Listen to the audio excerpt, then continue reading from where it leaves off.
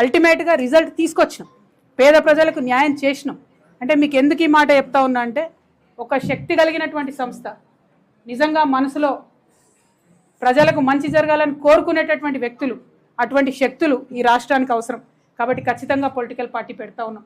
ఈరోజు శ్రీరామనవమి మంచి రోజు కాబట్టి మీ అందరికీ ఈ మాట చెప్పాలని చెప్పి, అది కూడా నిజామాబాద్ గడ్డ నుంచే మా సొంత ఊరు నుండే చెప్పాలని మిమ్మల్ని అందరికీ కూడా రిక్వెస్ట్ చేయడం జరిగింది. ఏప్రిల్ 25వ తారీఖు నాడు ఉదయం 10 గంటలకు ముహూర్తం ఉన్నది. కాకపోతే పొద్దున్నే 10కే ఉంది ముహూర్తం కాబట్టి మా కార్యకర్తలతో చేసుకుంటా ఉన్నాం. మేడ్చల్లో మునీరాబాద్ అనేటటువంటి ఒక ఊరిలో, మేడ్చల్లో మునీరాబాద్ అనేటటువంటి ఒక ప్లేస్లో ORR దగ్గర ఉంటుంది. చాలా పెద్ద ఫంక్షన్ హాల్ దొరికింది, 20 ఎకరాలు ఉన్నట్టుంది.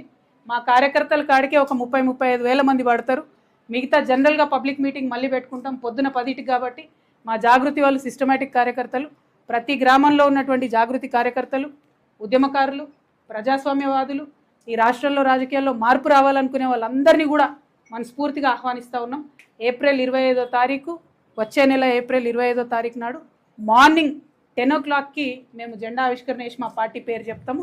మంచి ముహూర్తం ఉంది, మీ అందరికీ తెలుసు, నేను ముహూర్తాలని బలంగా నమ్ముతా. మరి కాలానుగుణంగా పనులు చేస్తే ప్రజలకు కలిసి వస్తుందని నేను బలంగా నమ్ముతున్నా. కాబట్టి ఆ ఉదయం పూట అయినా తీసుకోవడం జరిగింది. ఆ మొత్తం డీటెయిల్స్ అన్నీ కూడా ట్విట్టర్లో, ఫేస్బుక్లో, వాట్సాప్లో మళ్ళీ మీకు లొకేషన్తో సహా. ఆ హాల్ పేరు ఆద్య కన్వెన్షన్, అద్వయ కన్వెన్షన్, మునీరాబాద్. మార్నింగ్ 8 కల్లా మన కార్యకర్తలందరూ చేరుకోవాలి. ఎందుకంటే 8 నుంచి మనం అందరం కొంత మాట ముచ్చట వేసుకొని 10కి ముహూర్తం ఉంటుంది కాబట్టి 10కి లాంచ్ చేసుకుందాం. ఆ మొత్తం 18 ఎకరాల్లో కూడా మరి ప్రాంగణాలు ఎట్లుండాలి, స్టేజ్ ఎట్లుండాలి, మేము మా ప్రాంగణానికి ఎవరి పేరు పెట్టుకుంటాం.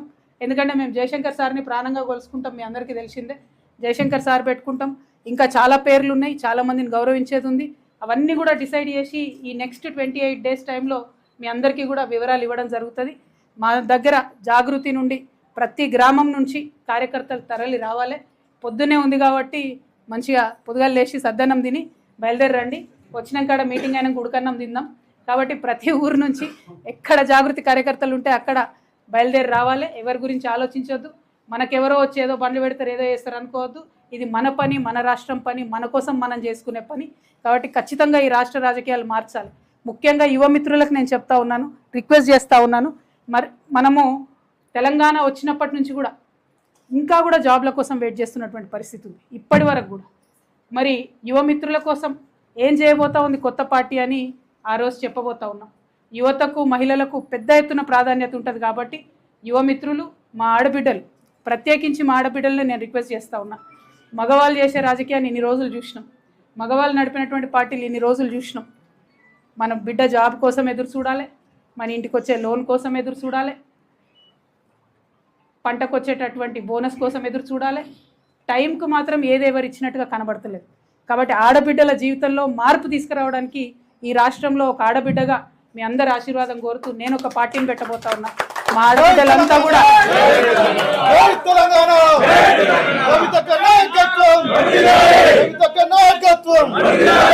ఆడబిడ్డలంతా కూడా ప్రతి ఊరు నుండి కూడా తరలి రావాలని చెప్పి నేను రిక్వెస్ట్ చేస్తూ ఉన్నాను.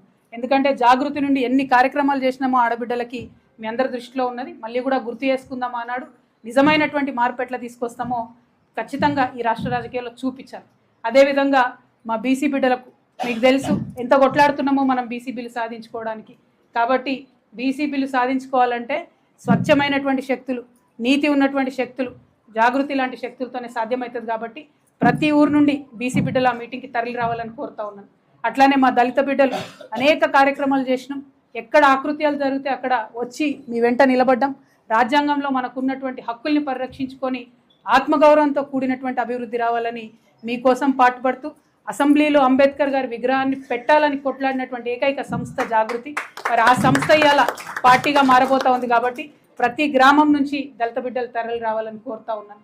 ఎస్సీ ఎస్టీ బిడ్డలు ఎవరైతే ఉన్నారో, ప్రధానంగా మా లంబాడ బిడ్డలు, మీకు తెలుసు మొన్న మనం హాతీరాం మఠంని కాపాడడంతో మొదలు పెట్టుకుంటే అనేక కార్యక్రమాలు చేసుకున్నాం. మరి మా లంబాడ బిడ్డలు ప్రతి తండా నుంచి తరలి రావాలని కోరుతా ఉన్నాం. మా ఆదివాసీ బిడ్డలు ఉన్నారు, ఎరకల నాంచారమ్మని ఎవరు గుర్తు చేయలేదు. కొమరం భీం విగ్రహాన్ని పెట్టాలని ఉద్యమ కాలంలో పోతే అరెస్ట్ అయినటువంటి వ్యక్తిగా ఇవాళ నేను మిమ్మల్ని కోరుతా ఉన్నాను. సమ్మక్క సారలమ్మల రాజ్యం తీసుకురావాలని ఆరాటపడేటటువంటి వ్యక్తిగా మిమ్మల్ని కోరుతా ఉన్నాను.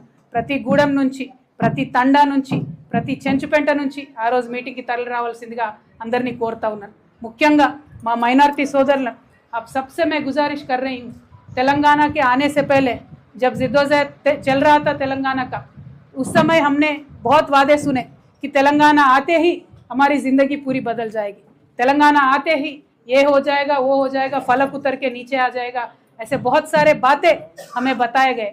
लेकिन 12 साल हुआ तेलंगाना आने के बाद, कुछ भी नहीं हुआ। इसीलिए हमारे माइनॉरिटी भाइयों से मैं रिक्वेस्ट करती हूँ, खासकर हमारे माइनॉरिटी बहनों से मैं रिक्वेस्ट करती हूँ, अब बड़े तादाद में इस मीटिंग में आइए। एक नई पार्टी जो तेलंगाना में बनने वाली है, वो माइनॉरिटी की, माइनॉरिटी मुस्लिम की आवाज़ बन के गूंजने वाली ये पार्टी है। आप ज़रूर ये जलसे में शामिल हुई है, हमारी हिम्मत अफजाई कीजिए और जो हमें माइनॉरिटीज़ के लिए करना चाहिए उस पर भी हमें बताइए। जो माइनॉरिटी क्रिश्चियन సోదరులు ఉన్నారు వారి కోసం ప్రత్యేకంగా వింగ్ పెట్టినటువంటి ఏకైక పార్టీ తెలంగాణ, ఏకైక సంస్థ తెలంగాణ జాగృతి సంస్థ. ఫ్యూచర్లో పార్టీలో కూడా క్రిస్టియన్స్కి అంతే ఇంపార్టెన్స్ ఉంటుంది కాబట్టి ప్రతి చర్చ్ నుండి మరి తరలి రావాలి మా క్రిస్టియన్ సోదరులు ఆ సభకు అని చెప్పి నేను మనస్ఫూర్తిగా కోరుతా ఉన్నా.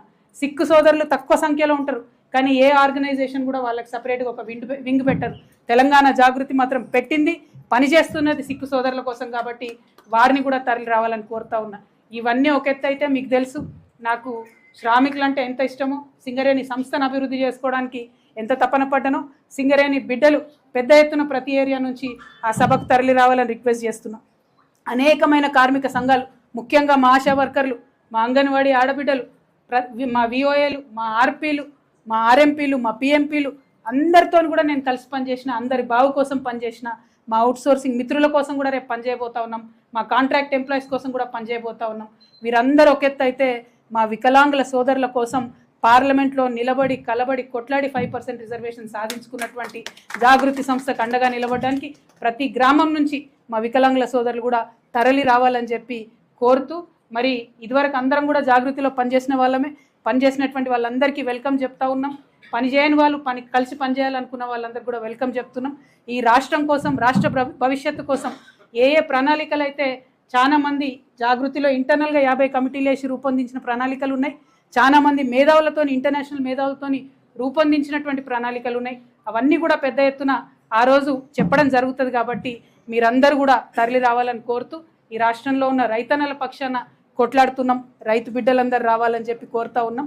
ఇట్లా ఏ సెక్షన్ అని కాదు, మమ్మల్ని ఆశీర్వదించడానికి రావాలని కోరుతూ, మరి ఇంకొక మాట, ఏ ఫోన్ నెంబర్కి అయితే వాట్సాప్ చేయాలో అవంతా కూడా మేము ఫేస్బుక్లో, ట్విట్టర్లో అన్నిట్లో కూడా పెట్టడం జరుగుతుంది. మీ అందరితో ఒకటే రిక్వెస్ట్, రాష్ట్రంలో కొత్త రాజకీయ పార్టీ వస్తే ఏ అంశాల మీద మేము పనిచేయాలనేటటువంటి విషయాన్ని కూడా దయచేసి యువమిత్రులు, మహిళలు, బుద్ధిజీవులు, మేధావులు మాకు తెలియజేయాలని చెప్పి కూడా మేము కోరుతా ఉన్నాం. మేము చాలామందిని కలిసి మేము ఈ ప్రయత్నం చేసినాం, అయినప్పటికీ ఏదైనా చిన్న విషయం, అంశం మిస్ అయి ఉంటాం కాబట్టి మీ అందరి దగ్గర కూడా మేము ఫీడ్బ్యాక్